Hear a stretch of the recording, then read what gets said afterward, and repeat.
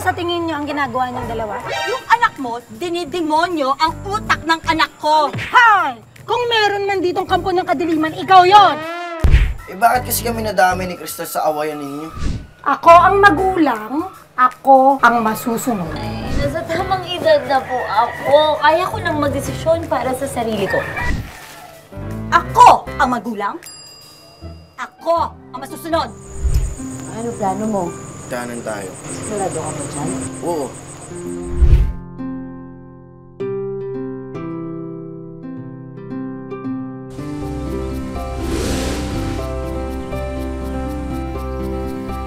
Sana ba yun?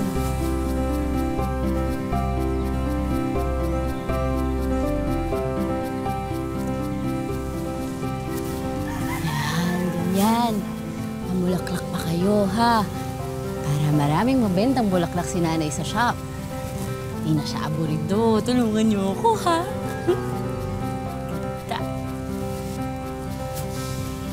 Saan na ba yun?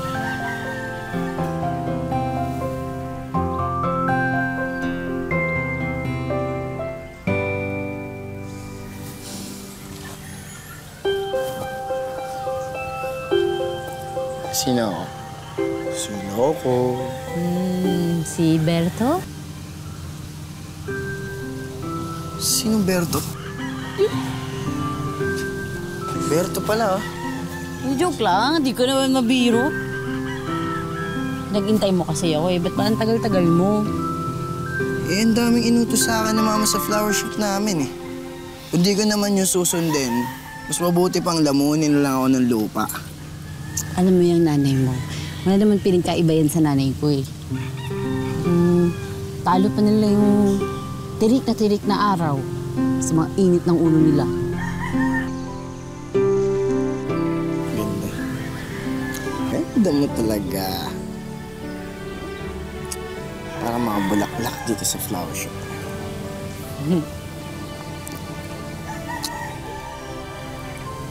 Asan sa akin? Gusto mo din? Siyempre. Parang yun naman talaga, sa ilong talaga. Teka, babalik ko to para mas maganda. Teka mo. Sobrahan sa araw. Bakit ba naman kasi inalis mo sa paningin mo ang anak ko?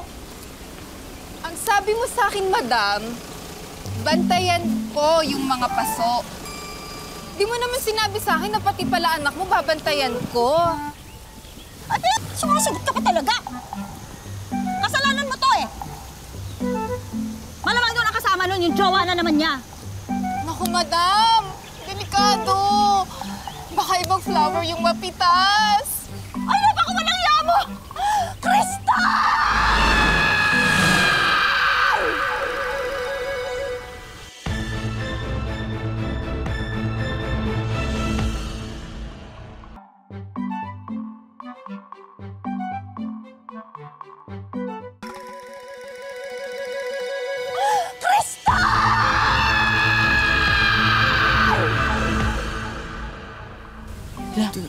Nanay ko yun ah. Anong ginagawa ng nanay mo dito? Malamang hinahanap ako noon. Teka, halika. Tayo sa farm namin magtago. Please.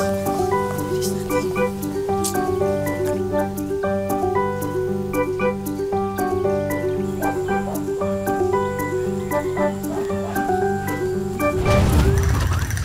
At ano sa tingin niyo ang ginagawa niyong dalawa? Nagtatago sa halamanan, madam. Napansin ko nga, Sharon, hindi ako bulag. Ibig ko sabihin kayong dalawa, bakit kayo magkasama? At ikaw, Aris, kailan kong pinayagan sumama ka dyan sa haliparot na yan? Ma! Hoy! At sinong haliparot? Hoy. Lloyda, kahit kailan, hindi haliparot ang anak ko. Baka naman kasi, yung anak mo, dinidemonyo ang utak ng anak ko. Hoy! Kung meron man ditong kampo ng kadiliman, ikaw yon. At sino nagsabi sa'yo na pwede kang tumuntong dito sa pagmamayari namin? Ha? Sharon? Palisin ng babaeng yan at mamalasin ang halamanan ko. Ay, Divine? Wag mong palalapitin sa akin yung babaeng yan. Dahil alam mo naman, ang higad pag dumikit sa aking bala, makati. At teka lang muna, sino nagsabi sa'yo na pag-aari mo to? Excuse me, yung punong yan, hanggang dyan ang pag-aari namin! Hoy, hoy, hoy! Hanggang dyan sa may bakod ang sakop ng pagmamayari namin. Ano naman? Pwede ba? Huwag na nga kayo mag-away ni Aling Presi. Kakarampot na lupa, pinag-aawayan nyo. Tama. Nay, konti lang naman to. Baka pwede magbigayan na po kayo. Lang, di ba? Oh. Hindi! Malalim ang pinag-ugatan ng alitan ng mga pamilya natin. Kaya nga anak, hindi ako papayag na magkatuluyan kayo ng lalaking yan! Hoy! Teka! Basta! Ang pagmamayari namin ay hanggang dito! Yan! Hindi kayo pwedeng lumagpas. Ganon? Nay, Nay, wag na ho, Nay. Nay, Ha? Loida! wag na ho. Isa pa!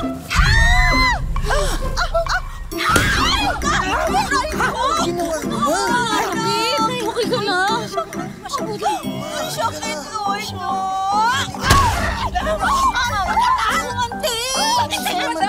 Tama na ba? Bitawan niyo! Bitawan niyo! Ay, Nay. Anak, bitawan mo ko, anak! Hoy! Busahin ko lahat eh! Impacta ka talaga!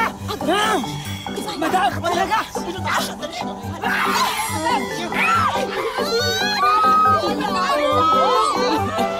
Baka walang...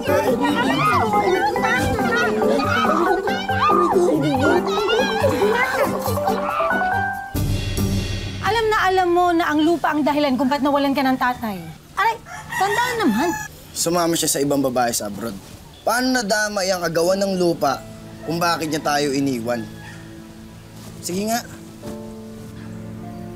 Nag-abroad ang tatay mo dahil sa mga death threat na nakuha niya doon sa pamilya ng mga demonyong yon.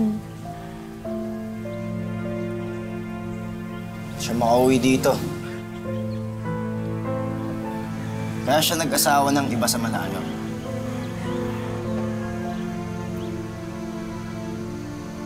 O anong desisyon mo? Ipaglalaban mo yung pag-ibig mo sa kristal na yan. Eh bakit kasi kami nadami ni Crystal sa awayan ninyo? Ako ang magulang, ako ang masusunod. Eh, di ba? Sakit po sa atay yung kinamatay ni tatay. Oo nga, nang dahil sa stress. O di ayun, ang ginawa, nagiinom. Tinamaan ng atay. Patay!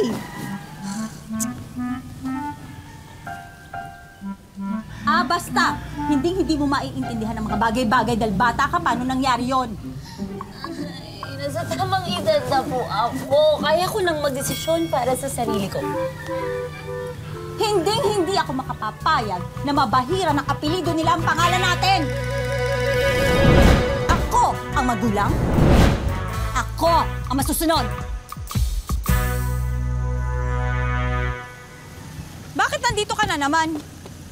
Ilang beses na bang sasabihin sa inyo na hindi for sale ang lupa ko? Lupa mo? Baka naman lupa ko. Emilio Rodriguez. Ako ang tatay ni Ari.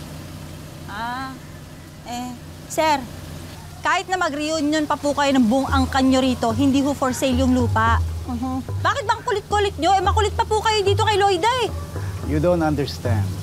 This land stands in the middle of the area kung saan itatayo ang aking pabrika. Alam nga naman na nasa gitna kayo ng factory kung operational na ito. Ganito na lang. Name your price para magkasundo-sundo na tayo rito. Mr. Emilio Rodriguez, uulitin ko po for the last time. Wala po kayong mahihita dito sa amin. Tsaka bakit pa kayo mga mayayaman? Akala nyo pera nagpapaikot ng mundo. Pwes, ibahin nyo kami. Dahil kahit magunaw na ang mundo, hindi ko ibebenta yung lupa ko. Lupa ko. Lupa ko. Ko. Lupa ko. Lupa ko. Lupa ko. Lupa niya. Lupa ko. Lupa ko. Lupa ko. Lupa ko. Ayos ka usap ko. Lupa niyo. Akong bahala. Halika na. Alam mo, babe, di na talaga ako makatiis sa ugali ni Mama eh. Feeling ko hanggat nandito tayo, hindi tayo papayagang maging masaya. Ano plano mo? Magtanan tayo. Sigurado ka ba dyan? Oo. Bahala na ako, saan tayo mapadpad? May naipon naman ako eh. Sama ako sa'yo. Ganito. Magkita tayo sa Makalawa, kating gabi, sa dating tagpuan. Okay? Ay! Ma, Oh, ba't nawala? Sino na naman kausap mo dyan sa telepono? Nagpupuyat ka na naman dyan. Matulog ka na. Wala, hindi ko na siya matawagan. Ano ba to? Yung cellphone ko. Ano ka na naman? Alam ko, cellphone nga. Matulog ka na, anak. wala mo. Sige, susunod na po ako. Sharon, may load ka ba? Kasama naman ako. Okay, sige. Sige, subukan mo. Sabi ko nga, wala na akong load. Niload ko na sa jowa ko. Sensya. Maaga pa tayo sa flower shop bukas. Divine, telepono. Huwag mo ibabalik. Ka na. Sumunod ka na, ha? Tama na yung pagpupuyat na yan.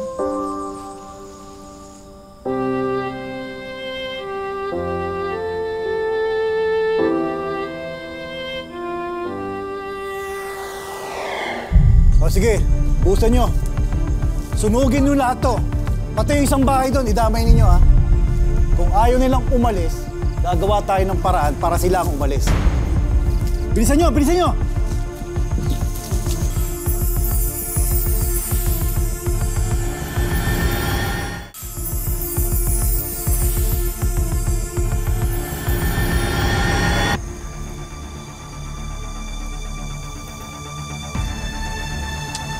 Aris.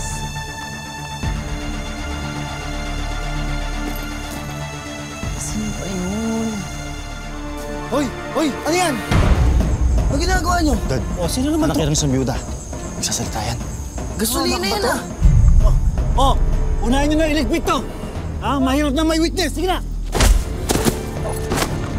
Police! Police!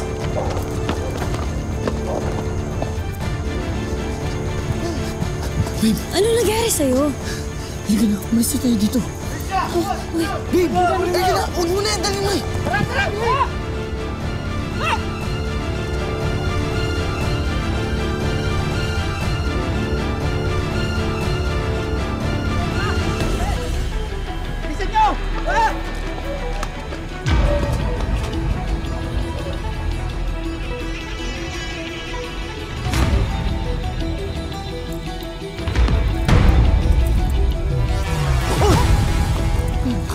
matataas ka na. Ako na bahala dito. Tumakbo ka na! Babe! Tumakbo ka na, babe!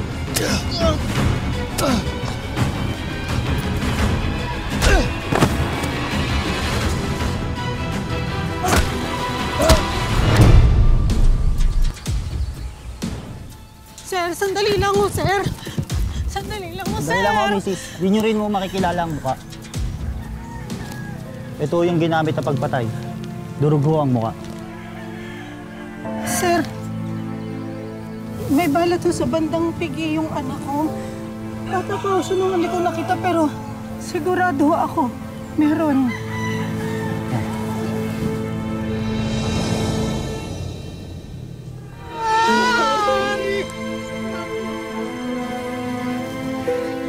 Sana ko sinong demonyong gumawa sa'yo nito.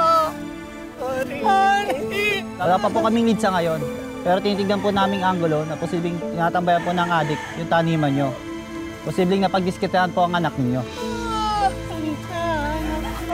Ari! Ari, anak ko! Anak ko! Akala naman niya matatakasan niya ako. Eh, kung may pupuntahan niyan si Crystal, walang iba kung hindi dito sa boyfriend niyang Pulpol.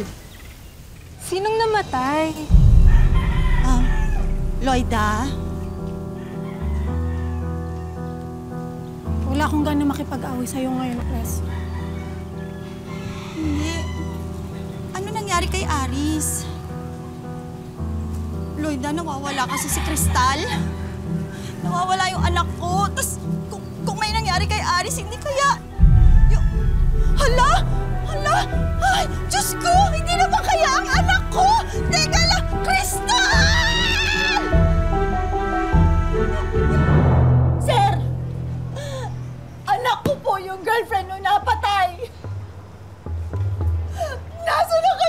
anak ko! Baka kung napano na yun, sir! Ma'am, hinahanap po namin yung anak nyo. Huwag muna sana tayong mag-isip ng kung ano-ano. Hindi niyo pwede sabihin sa akin yan! Dahil ako ay isang ina! Ina ako! Ina! Hindi niyo kasi alam ang pakiramdam ng isang ina! Wala kayong anak! Wala kayong anak na katulad ko! Sir! Hanapin niyo ang anak ko! Alam mo, Loida, sinisisi ko ang sarili ko sa nangyari sa anak ko. Eh, kung hindi natin sila hinigpitan, hindi, malamang hindi sila naglayas. Hindi sana nangyari itong mga ganitong bagay. Away tayo ng away tungkol sa lupa, hindi natin napapansin.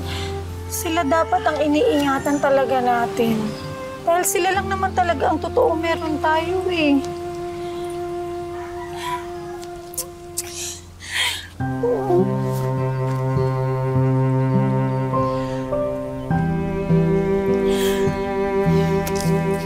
Sana hinayaan na lang natin silang magkasama.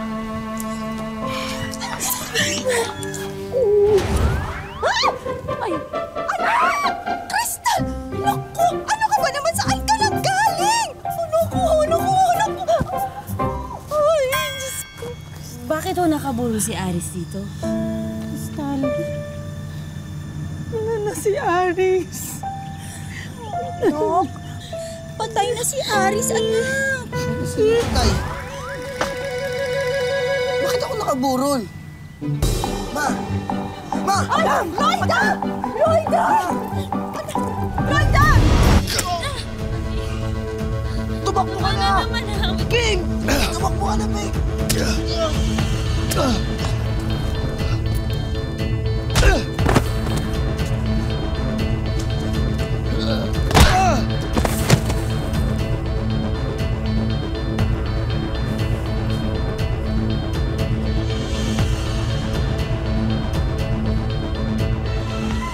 Sandali lang. Andan. Aray. Salamat, Tatang, ha. Tinulungan niyo po kami ni Aris.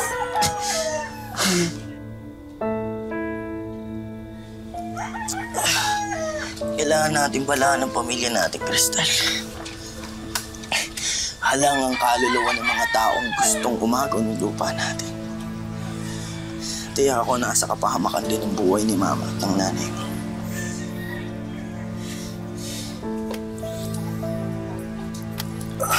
Kala ko ba gusto niyong lumayas na dalawa? Ba't gusto niyo pang babalikan yung dati ng buhay? Mahal naman po namin yung mga magulang namin. Kahit lagi silang nag-aaway. Saka kailangan nila kami ngayon. Tang, baka anong gawin ni Mr. Rodriguez sa pamilya namin?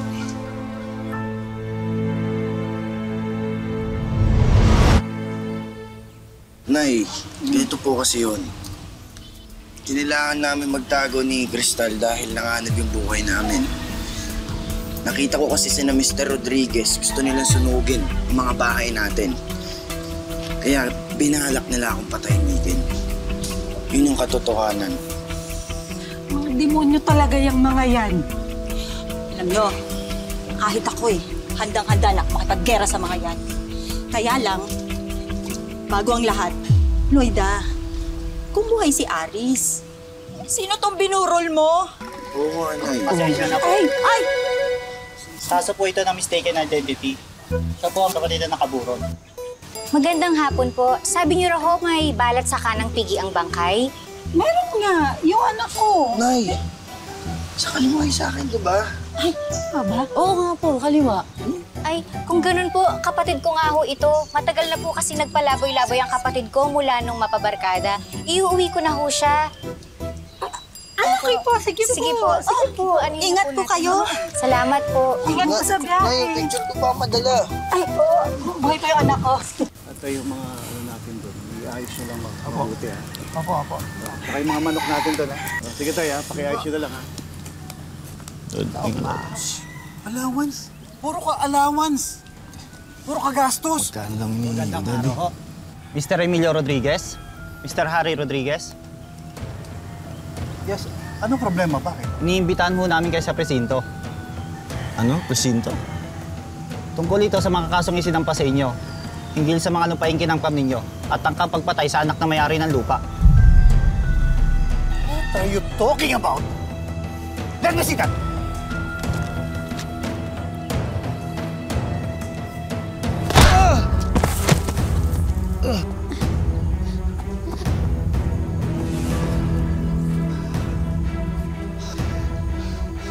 Nasaan kayo? Lumabas na kayo. Huwag kayo magtago.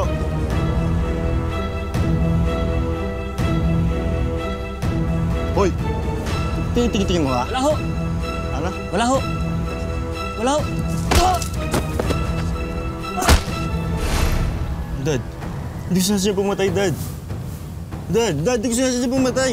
Dad! Dad, tumigil ka! Dad! Tumigil ka sinabi! Dad, hindi ko sinasadya tumatay, Dad. Dad! Chip, pasensya na kayo ha. Dad, hindi ko sinasadya, Dad. Wala siya sa kanya Dad, bumibigay sa kanila. Tumigil ka sinabi! Dad, Presinto na lang po kayo magpaliwanag. Chip, Dad, baka pwede naman natin pag-usapan. Chip, huwag niyo na muna pusasan. Chip! Chip, huwag niyo muna pusasan, Chip! Chip!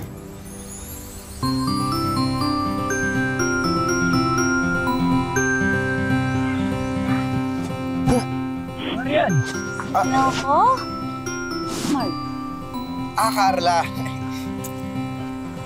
Jeneline? Jeneline, oo. Ang dami naman nun. Sino yung mga yun, ha? Lahat yung kinikita mo dito, no? Biro lang, babe. Biro lang. Biro mo yung mukha mo.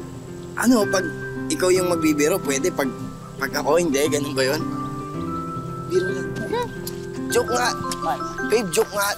Ito naman, joke.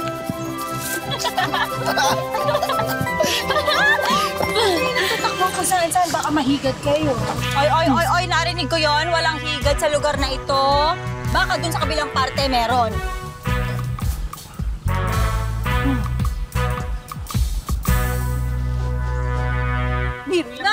Alam ko naman. Talaga naman. Maganda magiging lahi. Highway naman! Divine! Kain tayo. Ang inakalang patay, dumalaw sa sarili niyang lamay, pero ang kaguluhang ito ang siya ring umayos sa alitan ng mga pamilya ni Aris at Cristal. Nasurpresa ang isang pamilya nagluluksa sa Marikina nang maling bangkay pala ang ilang gabi na nilang pinaglalamayan.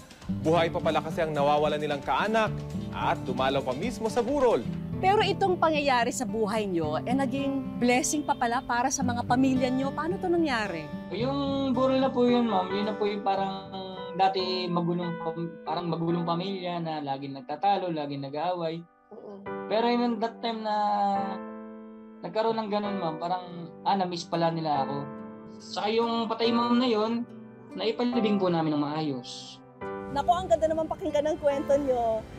At ngayon, meron tayong mga hinandang sorpresa para sa inyo at sa inyong pamilya. Sana magustuhan nyo. At eto ang mga surprise namin para sa inyo. Wish ko lang, pangarap mo ay magawin. Wish ko lang. At eto ang unang-una, ang samgyupsal business para sa inyo. Diba madalas i-crave natin mga Pinoy itong samgyupsal? Kaya ito kompletong-kompleto na yan. Yung mga ingredients, yung mga panluto, yung mga gagamitin sa inyong bagong business, nandyan na yan. At syempre, kung may samgyupsal, dapat may kapartner yung masarap na kanin, di ba? Kaya meron din kayong bigasan business para sa inyong mag-asawa. Sana mapalugo nyo ito. Bukod sa samgyupsal business at bigasan, regalo rin ng Wish Ko Lang ang assorted meat products, grocery items at living room showcase with sofa bed para sa mas masayang bonding ng kanilang pamilya. At eto, alam ko talagang gustong-gusto nyo ito. Itong e-bike na ito na magagamit nyo sa inyong bagong business at syempre sa mga lakad nyong mag-asawa. Yan. At syempre, bukod sa lahat ng ito, meron din kayong bonus na Wish Ko Lang savings para sa pang-araw-araw nyong gastusin. Diba? Maraming salamat po kasi dahil po doon, makakapag-umpisa po uli kami at marunong po talaga ang Diyos. Nakakatawa mang isipin na dahil sa isang maling akala, natutunan ng tanggapin ng kanilang pamilya ang pagmamahalan ni Aris at Cristal. Mga kapuso, lagi po natin tatandaan, hanggang hindi tayo napapagod humiling at maniwala, hindi rin tayo mapapagod lumaban sa buhay. Ako po si Vicky Morales at ito po ang bagong Wish Ko Lang.